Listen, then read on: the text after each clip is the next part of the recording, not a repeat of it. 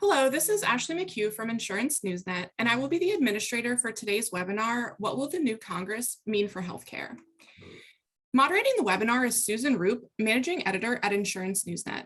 Susan has been with INN since 2012, following 13 years with NAFA Pennsylvania, as well as a number of years as a newspaper reporter and editor.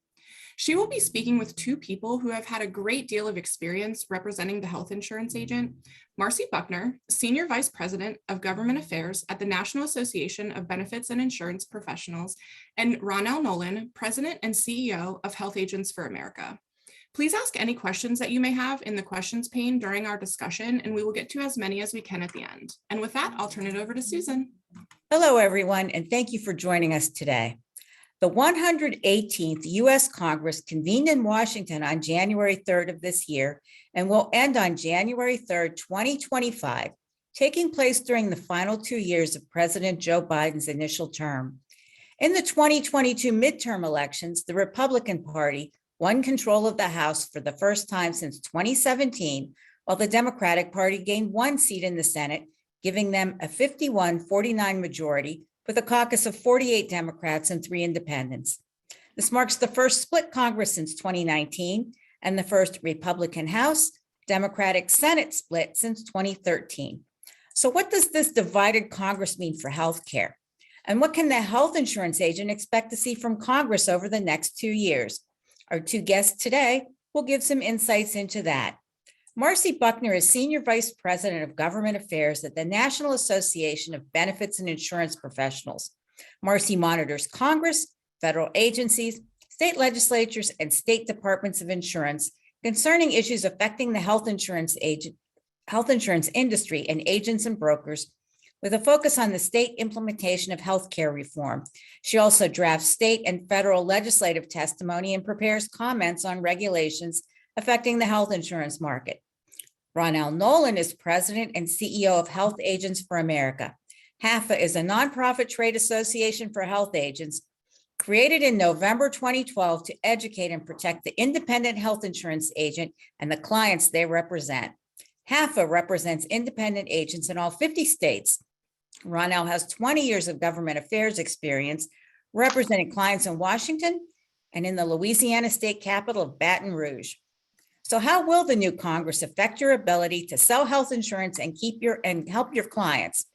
Ronnell and Marcy will give us some insights on that today. And with that, I'd like to welcome Marcy and Ronnell. So hello, Marcy. Hi, good to see you, Susan. And hello, Ronnell. Hi, how are y'all? Good. So before we go any further, I would like to take a brief audience poll. And here is the question. We'd like to know the main focus of your practice, whether it's individual health insurance or whether it's group health insurance and benefits. So take a minute. Okay, and while we do that, I'm going to ask each of you, what is the biggest thing we can expect to see from Congress regarding healthcare during this session? And Marcy, let's start with you. Well, I think the biggest thing we're going to see is bipartisanship. From the numbers that you started off with in the House and Senate, with the minority majority numbers, neither party has a supermajority in the House or Senate to be able to get anything passed without working across the aisle. So bipartisanship is going to be the name of the game. And then I think when it comes to healthcare, there's interest in cost of care issues, and this spans the market. So from individual, group, Medicare, Medicaid, with the unwinding that we'll talk about later. So we're really looking at what is increasing the costs. There is an initial attempt to address cost of prescription drugs with the IRA and Medicare, and they're going to look to see where else they can go in some of the private markets to address not just costs of prescription drugs, but premiums, and getting into some finer points that we'll talk about later on. All right, so Ronnell, let's turn to you. What's the biggest thing we can expect to see from Congress that impacts your members? Well, while I strive to be optimistic, I have to remember when the House, Senate, and President were all Republicans, and we couldn't seem to get anything passed. So I think getting anything passed is still going to be tough regardless. You're going to see a lot of additional rules and regs coming from CMS directly I think that what's interesting is that there's so many CMS regs that are not being distributed to Capitol Hill. So there are a lot of things that Capitol Hill does not know that's happening, that's actually trickling down and affecting our industry. But one good thing that I'm going to say that I think is a really good thing is that Senator Bill Cassidy from Louisiana is now the senior senator on the Health Committee. So that gives us a direct line to some of these bills that are going to be heard. Not only that, he brought over Mary Moody from his office, who was a rock star, and then Hannah Anderson from Congressman Crenshaw, who was a rock star. Both have worked with our industry for many years, and they totally get us and they get what's going on and are able to help us. Also, rock stars on the other side, you're going to look to Congressman Carter, Congressman Harshbarger, both pharmacists who get health care and are looking to help our industry. So while it's going to be hard to get anything passed legislatively, I think you're going to see a lot of CMS rules that we're going to make sure that we at least comment on and that we're involved in. So crystal ball, a lot more that affects our industry, but not done legislatively. All right. Marcy, one of NABIP's biggest issues has been monitoring the federal and state government to educate your members on any possible expansion of government healthcare, such as Medicare for all, public option. And with a divided Congress, is Medicare for all dead? It is, but it still has a heartbeat. So because Senator Bernie Sanders is the chair of the Senate Health Committee and Senator Cassidy is the ranking member, we are going to see from Senator Sanders some interest in trying to have hearings on Medicare for all. It's no secret that that is one of his big interests, and single payer is a driving force for him. But because we have a champion in Senator Cassidy, we are going to see, and we have already discussed with his office what some of the witnesses are that they're looking at for hearings when these Medicare for all hearings happen. And there is a further interest in actually drilling down and talking about the numbers, talking about the impact of Medicare for all, instead of doing these kind of dog and pony shows that we've seen in the past with hearings, to really take the opportunity to get experts in and talk about how this impacts not just Americans that are on employer plans, but people who are already in Medicare. So there is still going to be a discussion, but with the breakdown in the Senate, we are not going to see this go to a floor vote. Bernie Sanders does not have 60 senators to vote alongside him. So where he has the power to bring this up for discussion, we're not going to see him have the support to bring it to a vote. But we are seeing it, some public options pop up across the states. And with this, we are very active. Colorado is one. California, on an annual basis, we're looking at that with California, New York, Washington State, Oregon, just to name a few. Illinois, looking at doing a new study. So it is something that we're looking at on the state level as well. So and that's also where we're going to see a lot of action. I agree with what Ronnell said earlier that because of the numbers in Congress, we're going to see a lot of regulatory activity coming from the federal government, but we're also going to see a lot of state activity because they are much more nimble and able to get things passed. And so that's why we're really honing in on some of these states that are taking another look, some of them a 10th, 11th, 12th look at trying, in New York's case, trying to do a single payer. But we're keeping a close eye on them and making sure that they're looking at the true impact to their state budgets, because most of them, quite frankly, can't afford it. And getting beyond to that into the impact of access and affordability to the individuals, it doesn't make sense. So what you're telling us right now is that it seems like there's a lot more action on the state level than there is from Washington. Absolutely, yes. All right.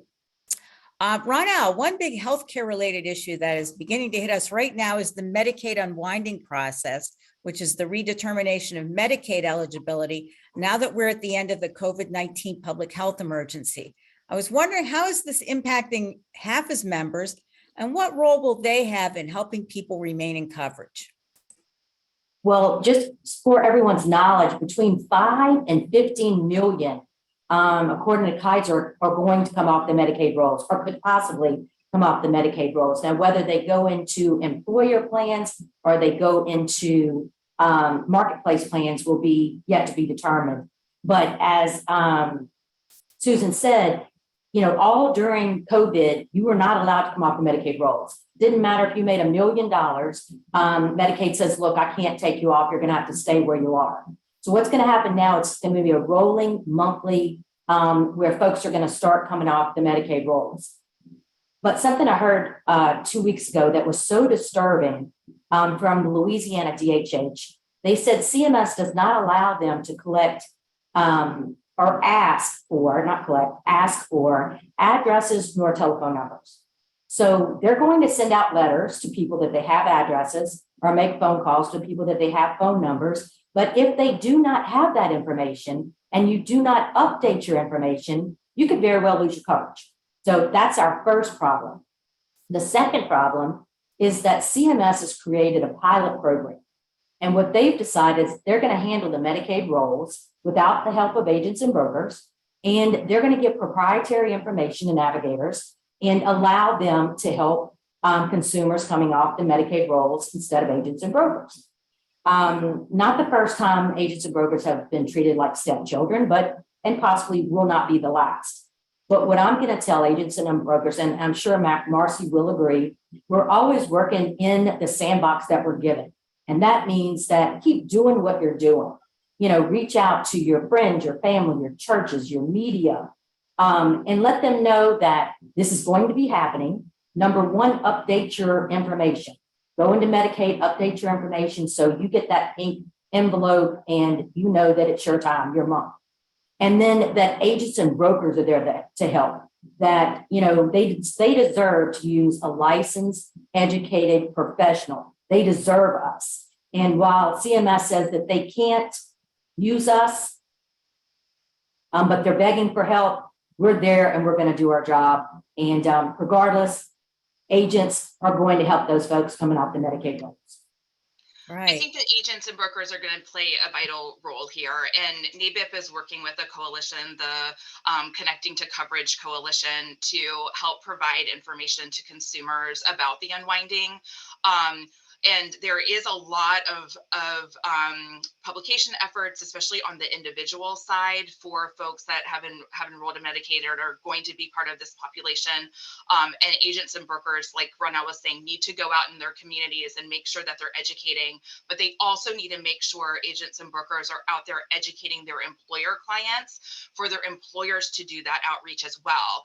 I can't think of a better tool for agents to go to their employers and say, we need to have this conversation. You need to talk to your employees about this. I think it shows the great value of agents and brokers and the role of what you do and how you can be a value to your community overall, and make sure that these people continue to have coverage and don't fall into any policy gaps.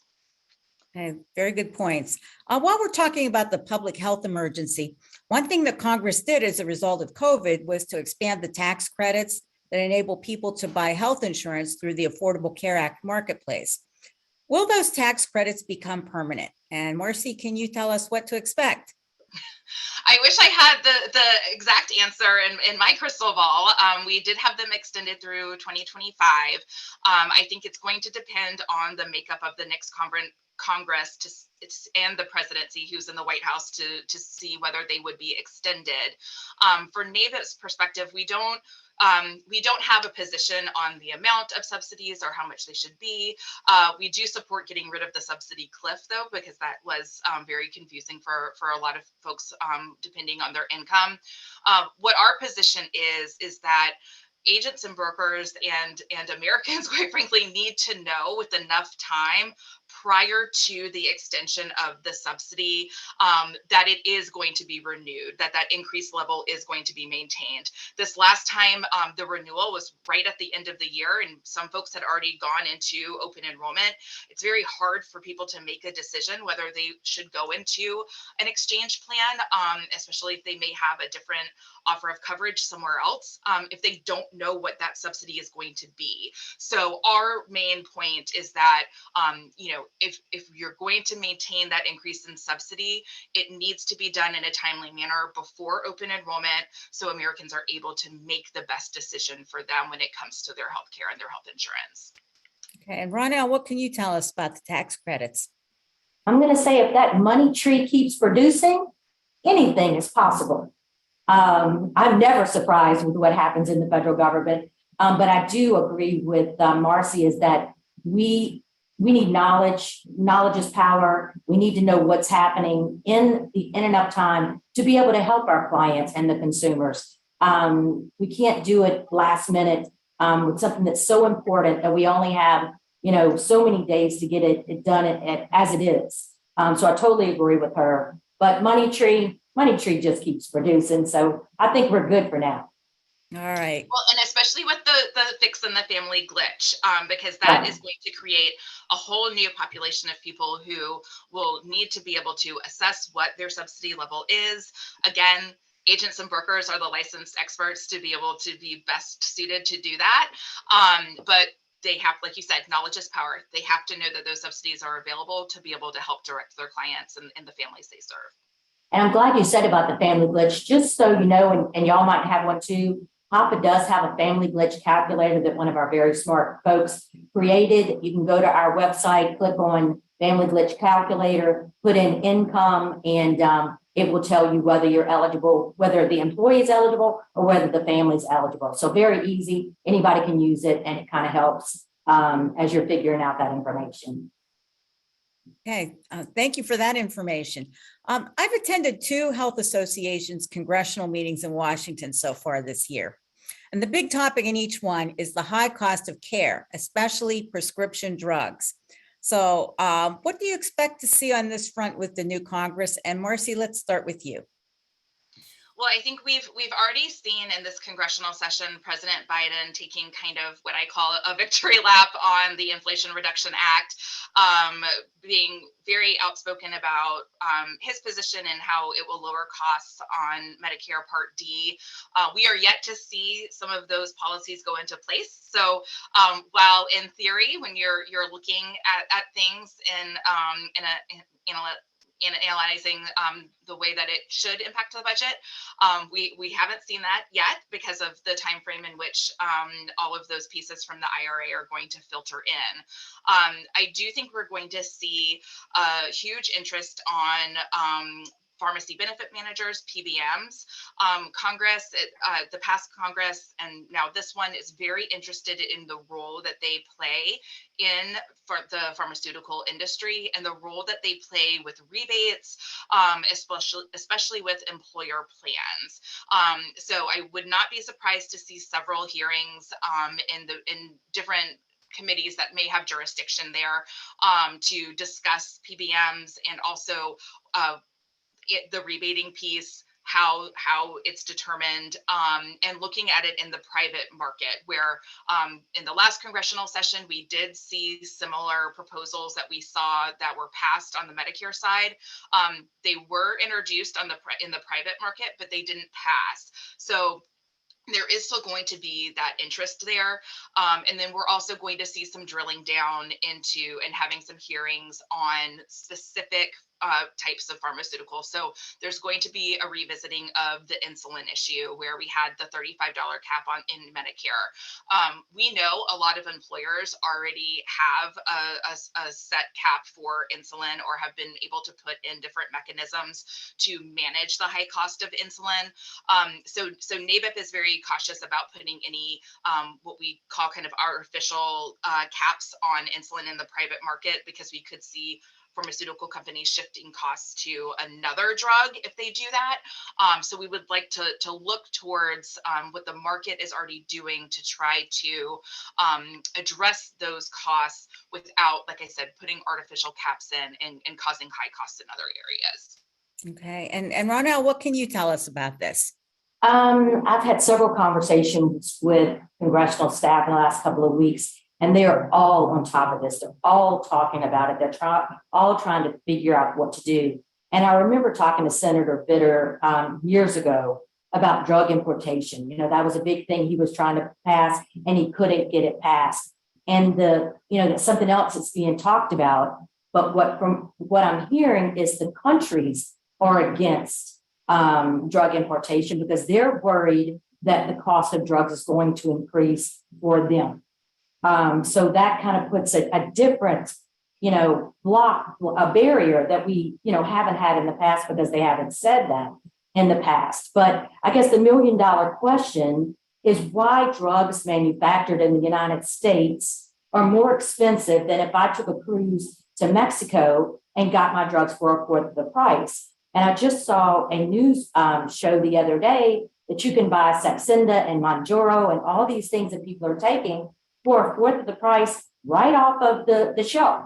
The lady was showing it to you, saying you can purchase this medication, take it to the cashier and purchase it. So, there's going to be a lot of questions, but the big thing is we've got to get down to the bottom of why are drugs so much more expensive in the United States than it is in other countries. And I did find 59 bills that were filed in the last 90 days. So I know there's going to be a lot of legislation, but again, can we pass anything? What will happen? What will President Biden be able to do? But it's an issue. It's a huge issue. And the states are looking into this too. That's Absolutely. another trend that we're seeing, other than trying to do a public option. The other state trend that's huge is pharmaceuticals and cost of drugs. The states are looking at their own ways that they can regulate PBMs, but they're also looking at things like white bagging rules and other things that could drastically impact the cost of prescription drugs, some in a bad way. So it's really interesting to see how these proposals are coming together. Some of them are worded very tricky, so you have to be very careful when you're looking at these bill drafts and to really identify what they're doing and how they're going to change the market. So this is also a good issue to flag on the state end. Absolutely. All right. Ronnell, I know HAFA has been involved in the new consent requirements and the Affordable Care Act HHS Notice of Benefit and Payment Parameters for 2024, the first CMS face-to-face agent summit since COVID, May 24th. Can you tell us more about that? Yeah, absolutely.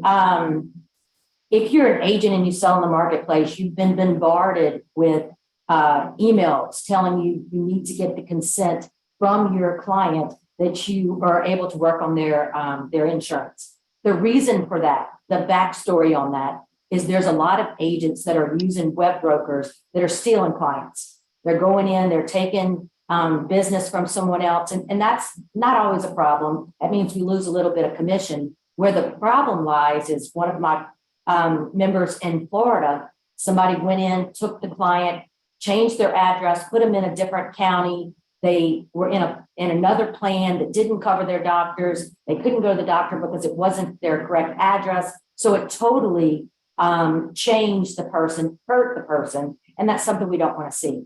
So CMS is trying to do something that says, hey, you gave us consent to work on your plan.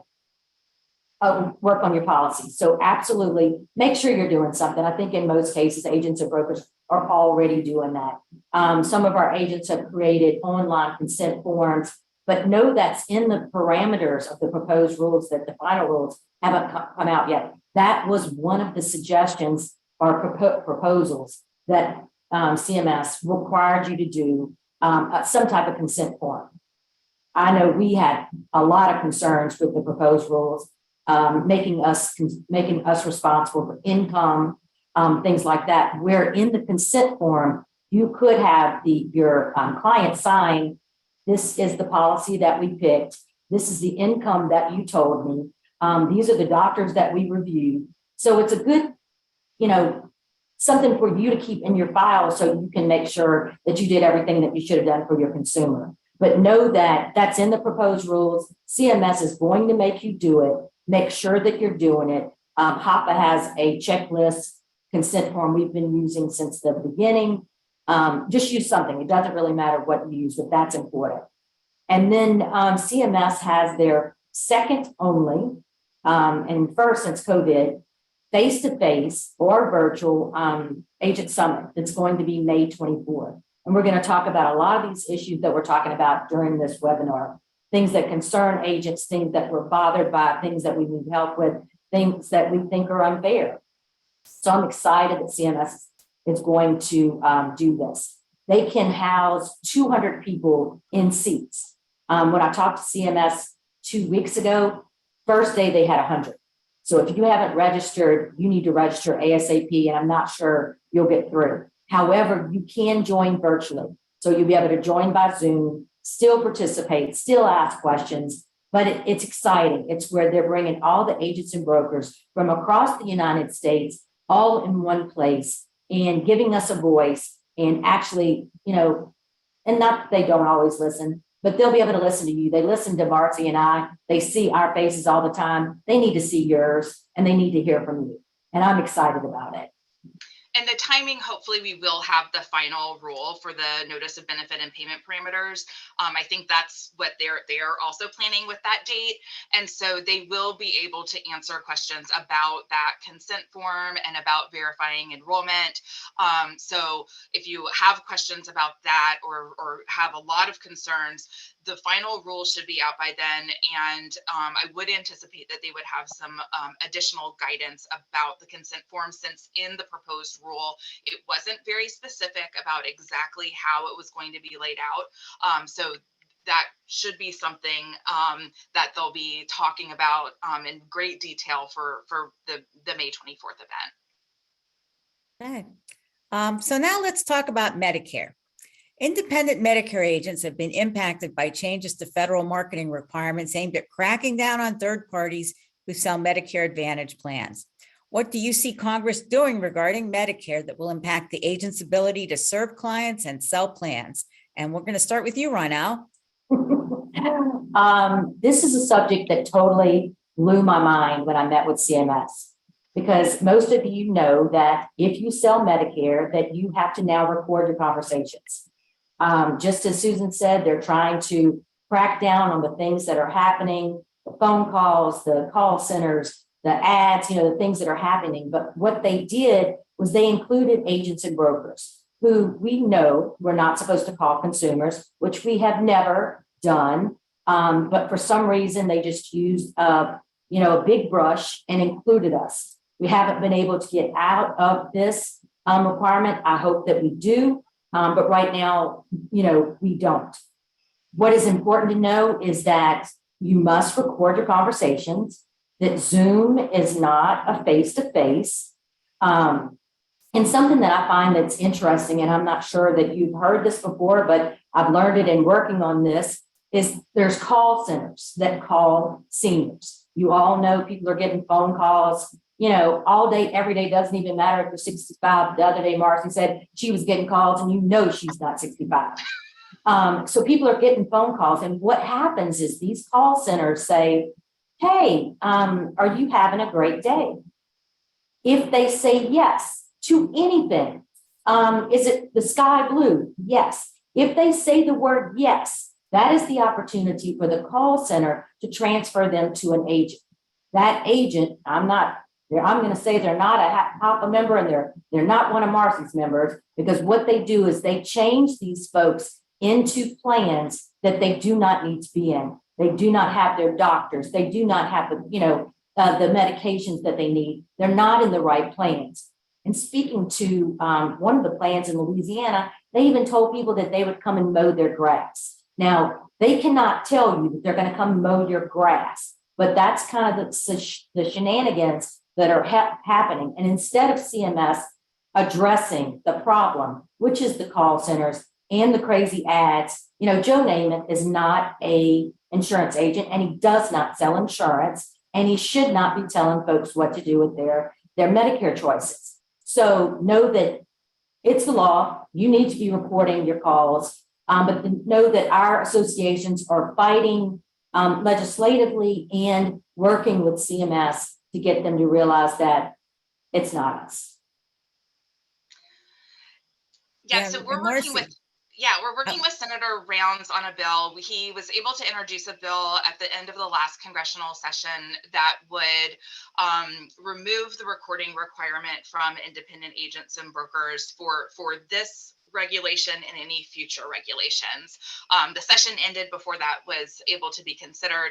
We are continuing to work with his office and during this congressional session to reintroduce a bill, but we're making it much more broad to be able to address some of the issues that were not only in that previous Medicare marketing rule, but in the final Medicare marketing rule that was released just last week.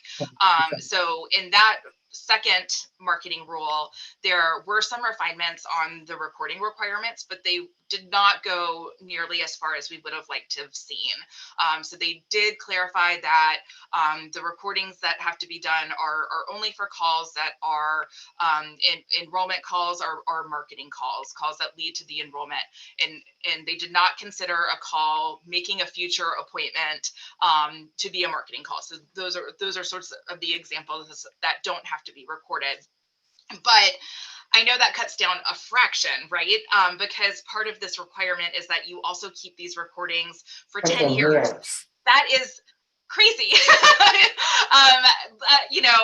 That is a very, very long time. And honestly, maybe beyond the lifetime of that person who is in Medicare, not to be grim, but it seems like that is an exhaustive time period. And it's because they're basing it on HIPAA rules, but really they need to, and those HIPAA rules are based on paper documents that are usually stored, not on recordings that take up huge data resources.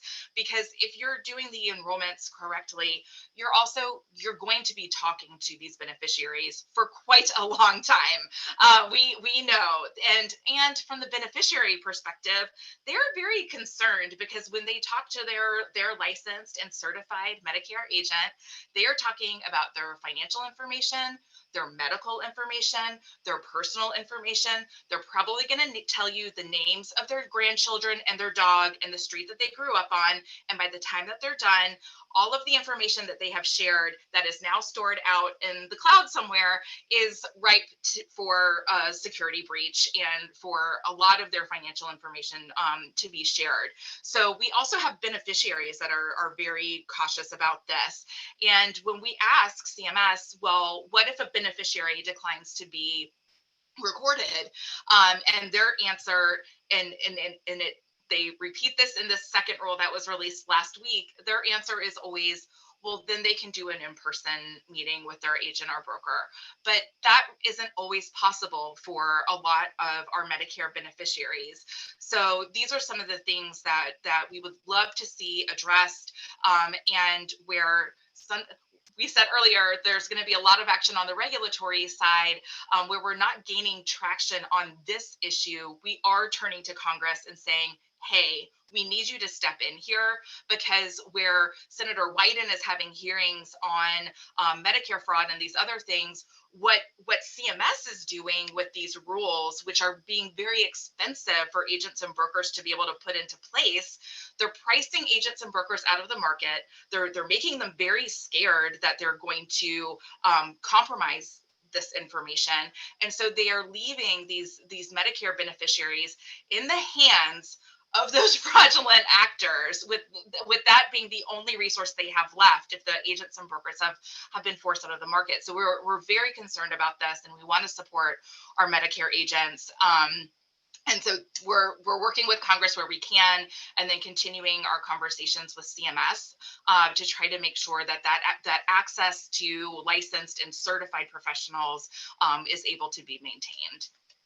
And Marcy, I'm glad you talked about Senator Rounds, because we were talking on the House side, and we have folks that are ready to drop a sister brother bill as soon as y'all get finished. So as soon as y'all get it ready, we have some folks who are like, absolutely, we'll file it on the House. So you've got some traction over there too. Excellent.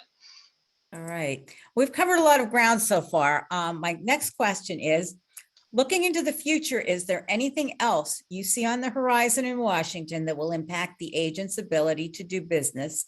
And Ronnell, let's start with you. I'm going to go back to those CMS rules and regs. It just, I always tell CMS, why don't you come and sit and work with some of my agents and just see what they do and just operate on a day-by-day basis and see how they sit down and talk to their clients. And they, as Marcy said, they know everything about their clients. This is not a sales industry. This is a relationship industry. And, it's important that they understand what we do. So you're going to continue to see rules and regs come down. That's going to affect our industry negatively, because I'm going to continue to say they really do not understand what we do, and that we are part of the solution and we are not the problem. And if they would just give us the tools to help us make sure that we're paid fair wage and that we're given all the tools we need to survive, instead of worrying about us being the bad guy that we're not. So more rules, more regs, and just know that I'm there fighting all the time. I know Marcy is too. And we're representing you the best that we can and the hardest that we can. And Marcy, what can you tell us? What else do you see coming from Congress in the future? Yeah, and to the aspect of kind of preventing agents and brokers to be able to do to fulfill their role, I think it is going to be more compliance pieces. I agree on the regulatory side. There have been a lot of data breaches recently. So I think there's going to be an interest in cybersecurity, which may lead to more kind of certifications or checks on enrollment, not just in the individual market like we talked about for the MBPP, but possibly on other markets. I think it will take some time to get there, but there will probably be some discussions, especially about cybersecurity. And Congress they were part of a data breach recently with the DC exchange, Congress and their staff. So I anticipate some hearings on that. So a lot of interest on those pieces. And then I think possibly some aspects on the employer market that may make compliance a little bit more difficult for employers, which doesn't necessarily make it harder for agents and brokers to do their job. It just means that they are going to have to make sure that they're educated on any of these compliance changes so that they're best able to help their employer clients.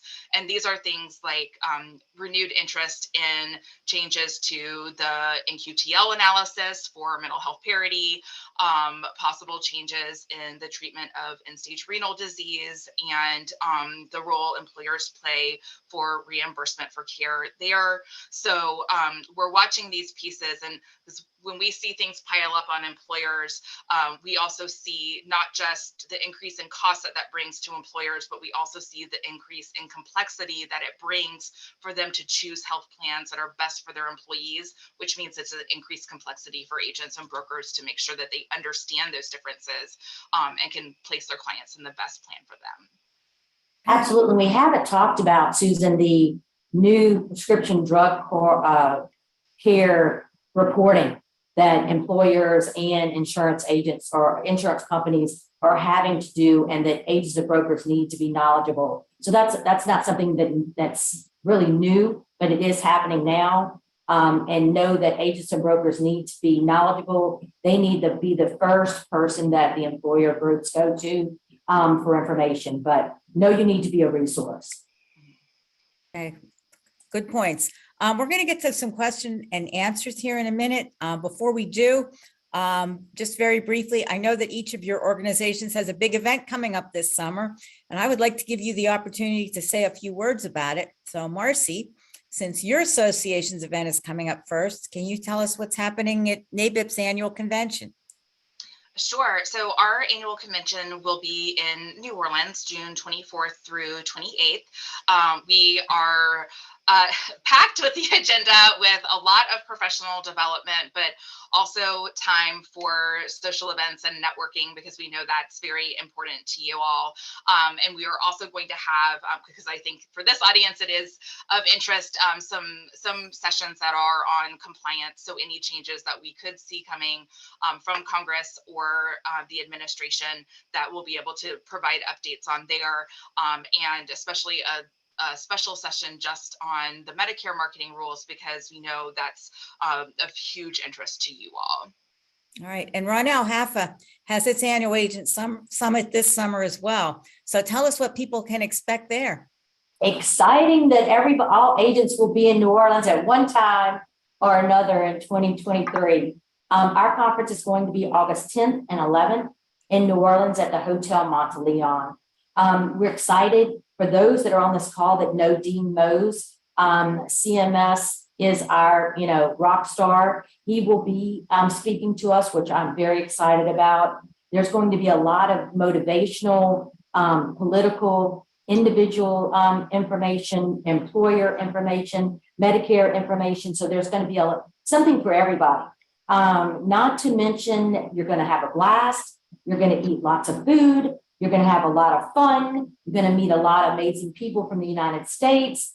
And we're going to have a couple of surprises for you. So I thought it was going to be Elvis, but somebody told me Elvis was dead. So that's not going to happen. But I promise you, someone good will be there.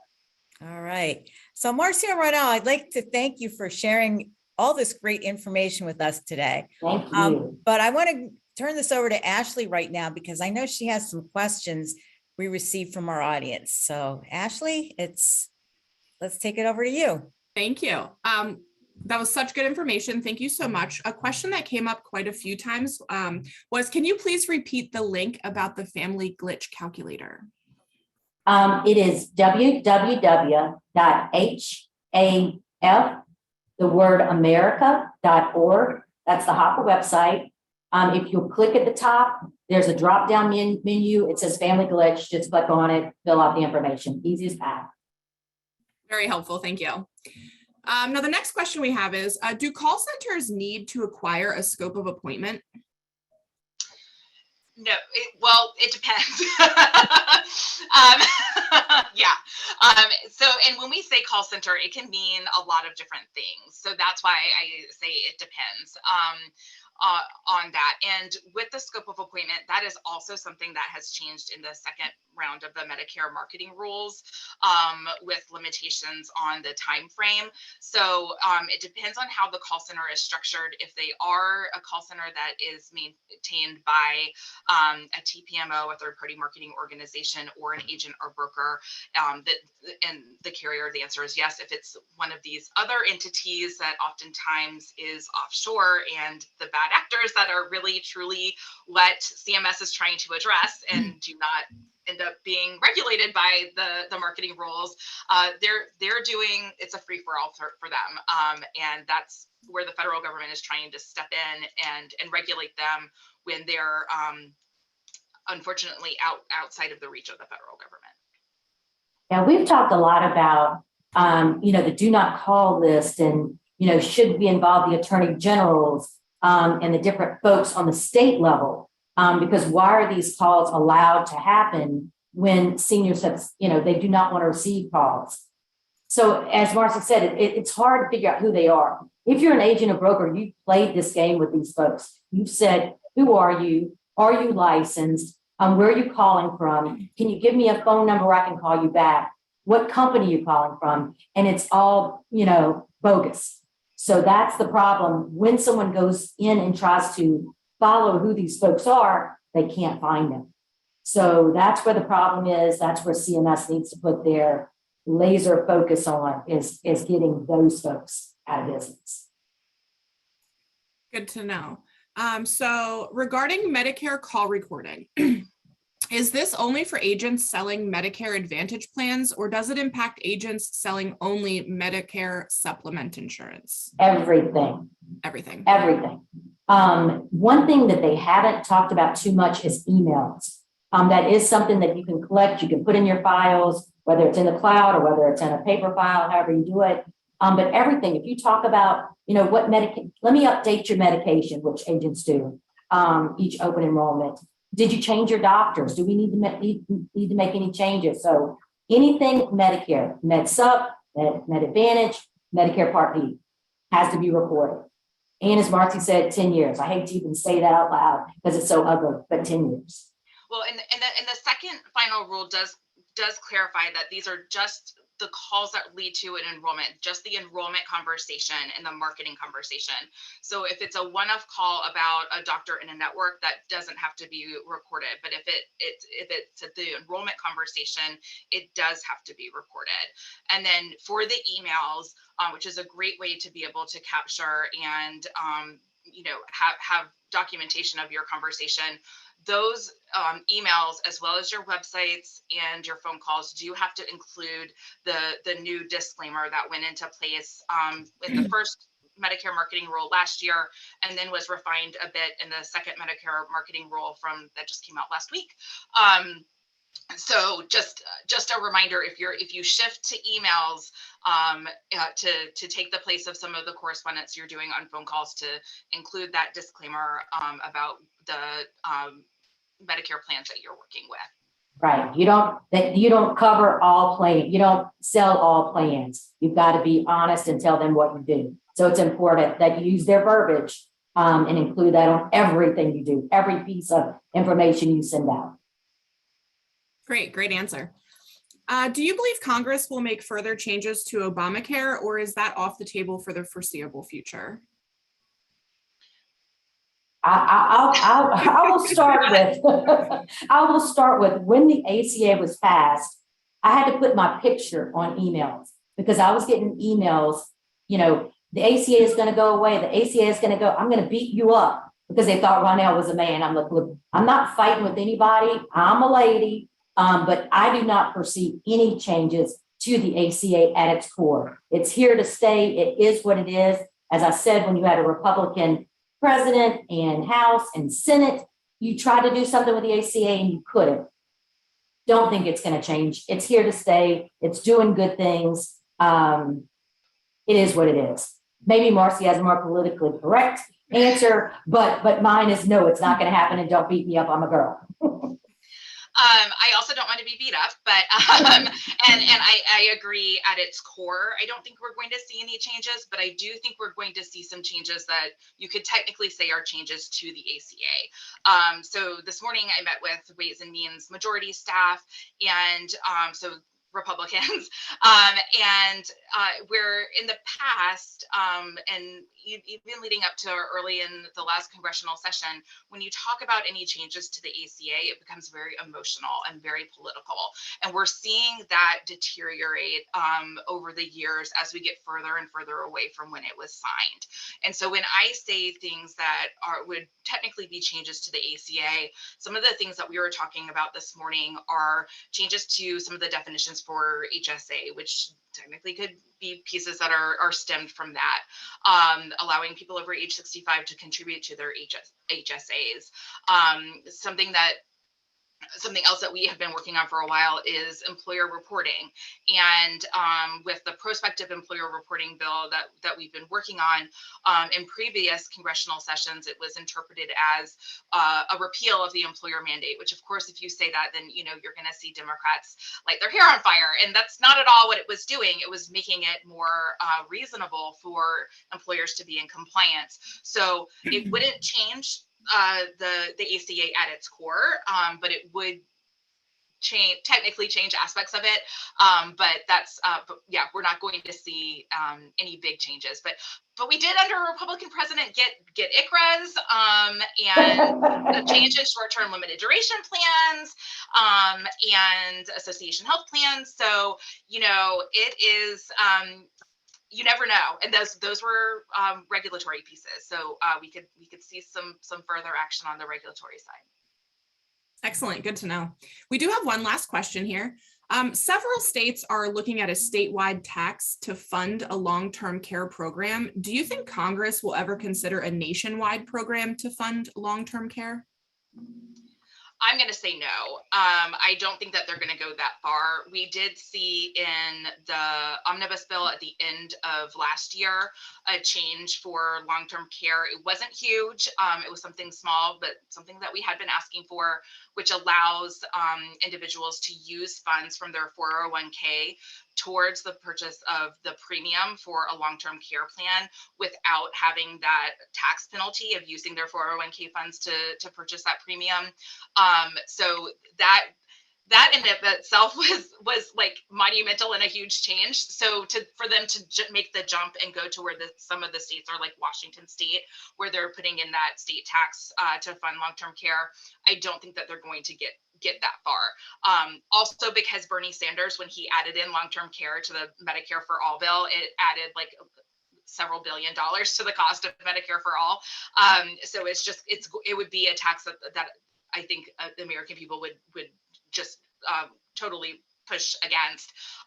But then also because we are seeing problems in Washington State with their attempt in implementing this.